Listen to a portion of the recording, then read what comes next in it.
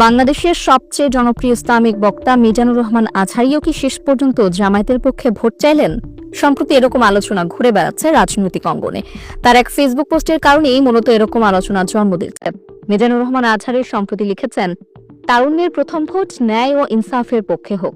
যদিও তিনি এখানে কোনো দল বা মার্কার কথা উল্লেখ করেননি, তবুও এটা মোটামুটি প্রতিষ্ঠিত যে ন্যায় এবং ইনসাফ মূলত জামায়াতের নির্বাচনী মূল মন্ত্র।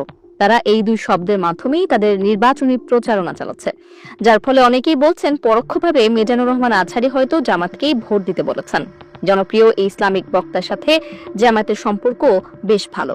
ডক্টর মিজানুর রহমান আজহারীকে নিয়ে জামায়াতের আমির বলেছিলেন, তিনি কোনো দল ও গোষ্ঠীর সম্পদ নন, তিনি দেশের জন্য বিশাল সম্পদ। তার কথায় লাখ লাখ তরুণ উজ্জীবিত হন। যারা বিপদগামী ছিলেন তারাও পথ খুঁজে পেতেন। এর আগে এই কাজটি করতেন আমাদের আল্লামা দেলোয়ার হোসাইন সাইদি। জাতির এই কণ্ঠকে লোহার খাঁচায় বন্দী করার পর আল্লাহ তাআলা মিজানুর রহমান আজহারীকে দেশের সম্পদ হিসেবে দান করেন। এ ধরনের সম্পদের যদি জাতি সমাদর না করে, তাহলে এর চাইতে বড় দুর্ভাগা আর কি হতে পারে?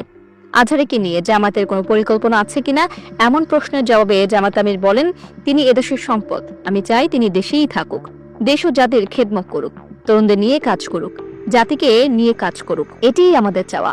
দেশের মানুষও এমনটা প্রত্যাশা করে, কারণ আজহারীকে যারা ভালোবাসে বা তার সমর্থকরা কোনো নির্দিষ্ট দলের না। এদিকে বর্তমান পরিস্থিতিতে অনেকেই মনে করছেন মিজানুর রহমান আজহারীর উচিত জাতীয় সংসদের উচ্চকক্ষে ইসলামপন্থীদের প্রতিনিধিত্ব করা। তার মতো একজন শিক্ষিত, সচেতন এবং স্মার্ট ইসলামিক স্কলারের সংসদে খুব প্রয়োজন, কারণ দেশে কোটি কোটি ধর্মপ্রাণ মানুষের আওয়াজ সংসদে তুলে ধরার মতো সংসদ সদস্য খুব একটা দেখা যায় না। সেক্ষেত্রে মিজানুর রহমান আজহারী হতে পারেন ইসলামপন্থীদের যোগ্য নেতা।